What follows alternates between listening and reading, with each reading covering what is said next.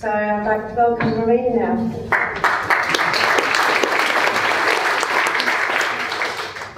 I'm Dukesh's rich cousin. I represent the water and wastewater business. So what I'm going to do is I'm going to talk about Watercare. I'm not here to tell you that the rest of New Zealand needs to have a model like Watercare. I'm just talking about Watercare. So what I'm going to do is I'm going to take you through what it is, how we're set up, what we have achieved, especially since 2010 when integration happened, and why I believe we were able to achieve that, and that should give you a sense of the model, because it's extremely difficult to describe a model. So, Watercare Services Limited, this is a very engaging slide. It's got all the facts. Okay? We're a council-controlled organisation, so we're a CCO. We're also a politically owned organisation, POO. That's who you're supposed to.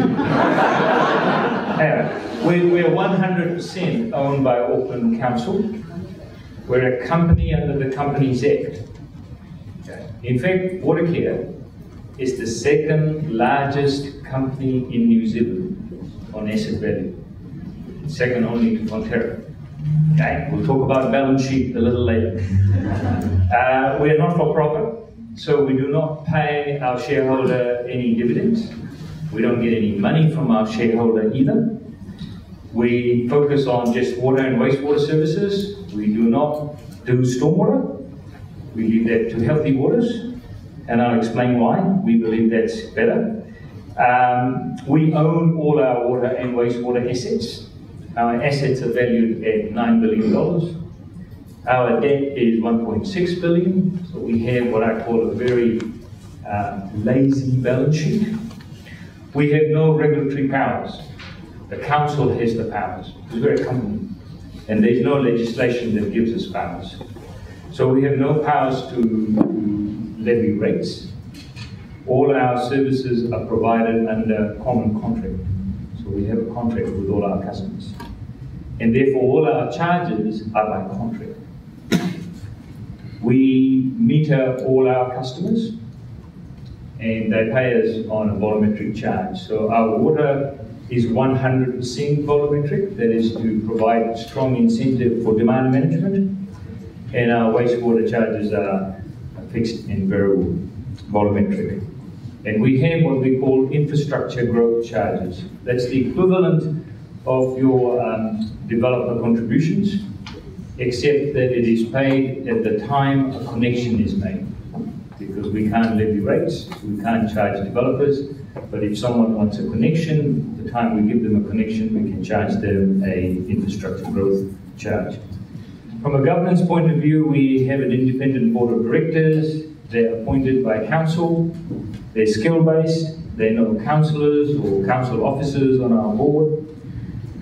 We are obviously officers of the company because it's a company, and we are responsible for the conduct of the business under New Zealand legislation, including the Companies Act, the Local Government Act, and we are responsible for delivering to council, our shareholder, through a statement of intent. So we have to make sure that we deliver to the council's plans. That's who we are here to serve. This slide is our vision, values. The important thing is that our vision is to be trusted by communities. The drive is to be trusted. So while we meet standards and while we meet the drinking water standards, that is not the driver. The driver is to build trust and confidence in our customers. So the incident such as the one we had in Havelock North does not help us. Because as soon as that happened, the first thing the councillors did was they asked me, can this happen in Auckland? And I have to tell them, don't you realise we treat all our water in Auckland and all our water is chlorinated. And we test the water and we monitor it every day, number of times, all over. Scale of service, we serve all of Auckland. We also serve North Waikato, so Waikato District Council as a bulk supplier. Part of Auckland, the old Papakura District Council is franchised to IPWEA. Members of whom are in here. That was done by the old Papakura District Council many years ago, and I think it's a 35 plus 15-year franchise. Another 30 years to go. We deliver about 300 million litres of water every day. We've got large volumes, okay? That's what the slide is saying. We send 20,000 invoices every working day. We must be one of the biggest invoice senders. So if you want us to send your invoices, we can do it extremely cheap. We've got huge purchasing power. Actually, we buy electricity for the whole council family because Watercare is able to get better electricity rates than council can. Our forecast for the next 10 years is to spend $10 billion in CapEx, in water and wastewater. We use a lot of electricity, even though most of water is supplied in Auckland by gravity, but we generate a lot of electricity. And by 2025, we have a mission to be electricity neutral at our two largest wastewater treatment plants at Maungaroa and Rosedale. And we reuse a lot of our biosolids. So 80% is reused.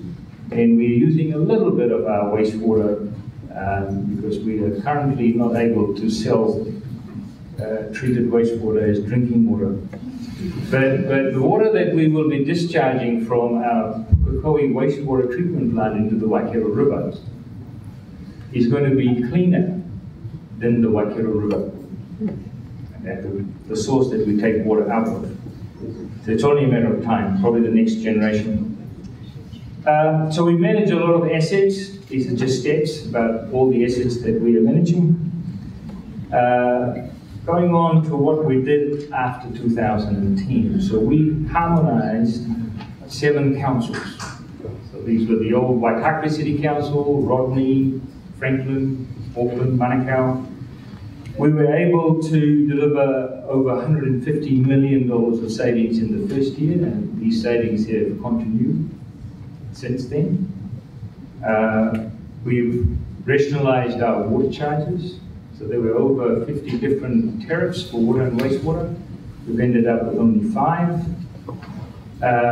Franklin District Council, the area of Franklin, Pukekohe, they used to have permanent discoloured water. We spent over $100 million to upgrade the water supply. If Franklin had not been integrated into a larger council, the communities would never have been able to afford $100 million plus to upgrade their water supply. So this is just going on what was said earlier by earlier speakers about the socialization of charges and costs. So we've got a very strong balance sheet, right? So we're self-funding. So we've heard about how you need to finance and you need to fund. So we are able to borrow and we are able to pay the debt through our charges. And there's an example here that in the last 7 years we spent $1.87 billion in capital works, but we only borrowed $368 million. So we paid a lot of that through our charges. Now because of our scale, we are able to put a lot of technology in. So we've already got 4 bots working in Watercare. You know what bots are? They're automated robotic processes. And that is here, that's the future, you know, AI. We're doing a lot of work on smart networks.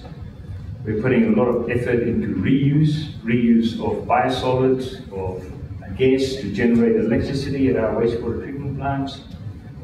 And we are able to do all of that because we have got scale.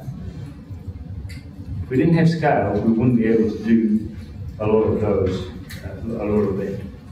Now, in terms of customer services, all our customers receive the same service, regardless of whether they were in Rodney, or in Franklin, or in Auckland, or Waitaki. Everyone receives the same level of service. Everyone gets AA graded water. Everyone pays the same tariffs. We do not have geographic prices. We've socialized the prices. That was the whole idea of integration and amalgamation. And the customers pay significantly less today for the service than they did in 2009. So those of our customers who live in Rodney and Franklin, their water and wastewater charges today is less than what they were paying in 2009.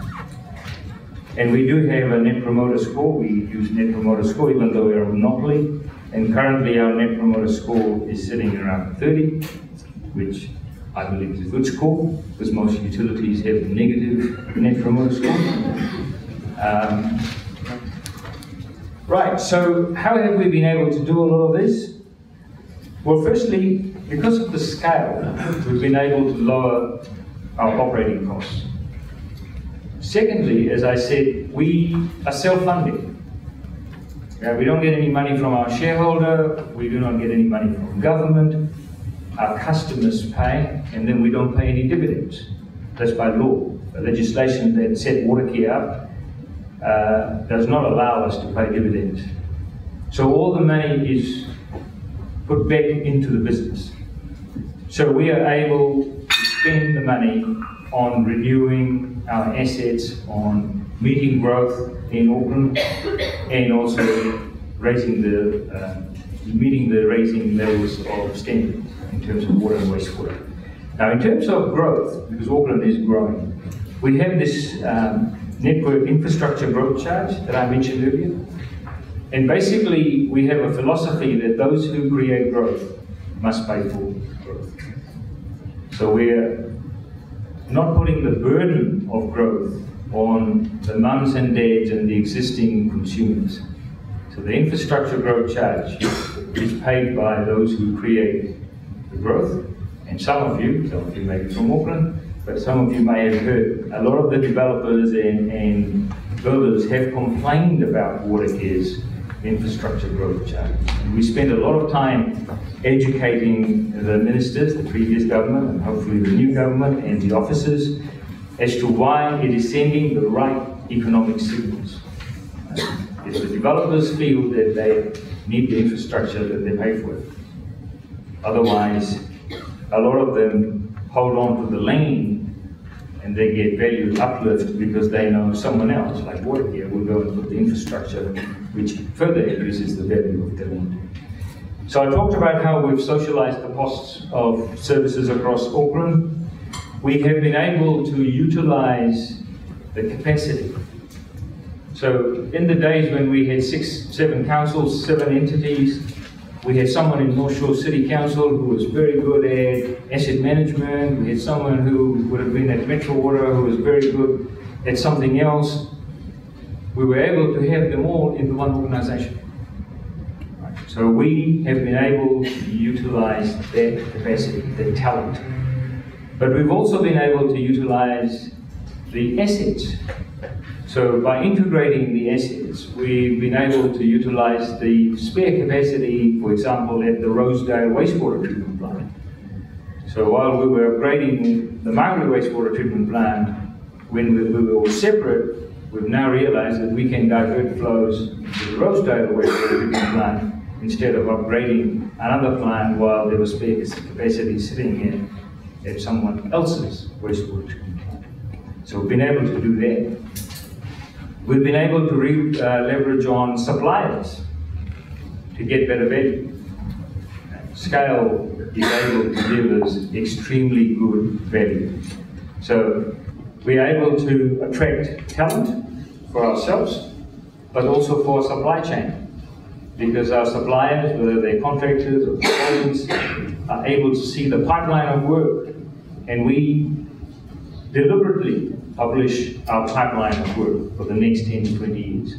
We want our supply chain to know that we are spending the money and we are sticking to our program. So one of the benefits we've got as a company is that we're not restricted by this annual plan, July to June thing, that okay, the plan hasn't been approved and I don't know whether I put the money or not. We just carry on as we are doing right now.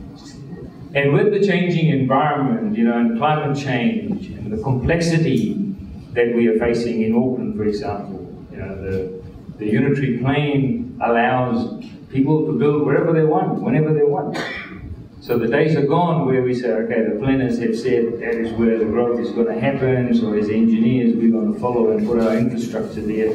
Well, it's not happening in Auckland anymore. Okay? People can build wherever they want. You know, they buy 6 houses, demolish it, and say they're going to put 30 there. And then we have to respond, right? Which is not easy. So the next few slides is to show you some of the major projects that we're doing. And I talked about how we've got $5 billion worth of investment over the next 10 years. And you'll see that our projects are scattered all across Auckland.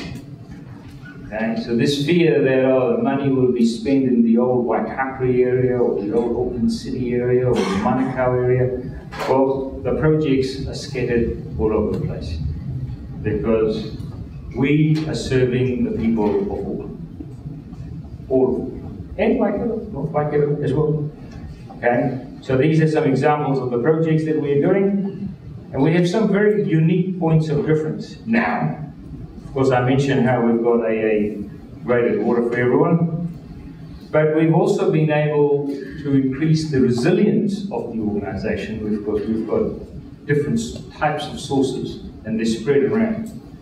So last year we had what was the Tasman Tempest, where our largest water treatment plant at Ardmore, which supplies 60% of the water in Auckland, was severely restricted because we had very high sediment loading in the raw water, unprecedented, okay, climate change.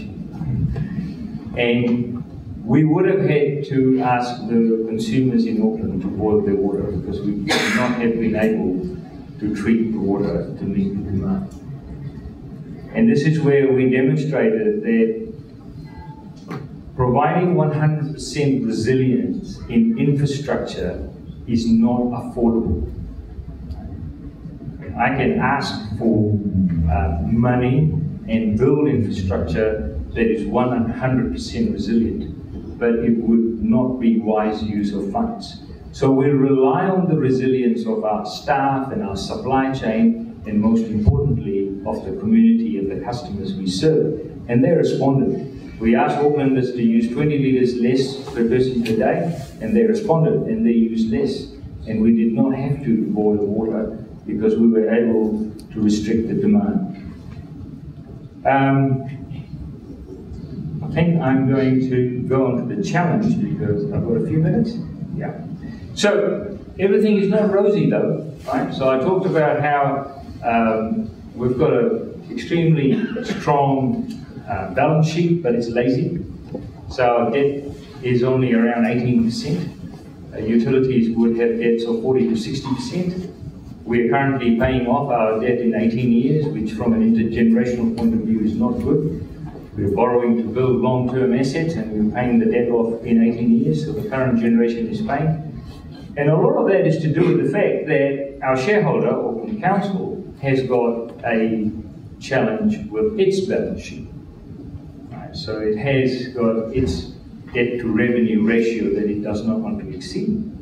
And we actually compound the problem. So we have to be very mindful because we are owned by Auckland Council, they are shareholders. And currently we have not been restricted by our shareholder as to how and when we spend our money, but it is a challenge that our balance sheet is lazy and is not being utilized as much as it could be. And then the population growth in Auckland, and I mentioned it earlier, the intensification of an urban area is extremely expensive and difficult to get in there, especially in Auckland where there's a lot of volcanic rock and do work, and Aucklanders are not very good at tolerating noise and traffic congestion, and also the spread, the fringe, you know, we're spreading, Auckland is spreading, and it is extremely expensive to build infrastructure on the fringes and then bring them back to centralized treatment plants. So I'm going to stop there. And you can ask me questions later.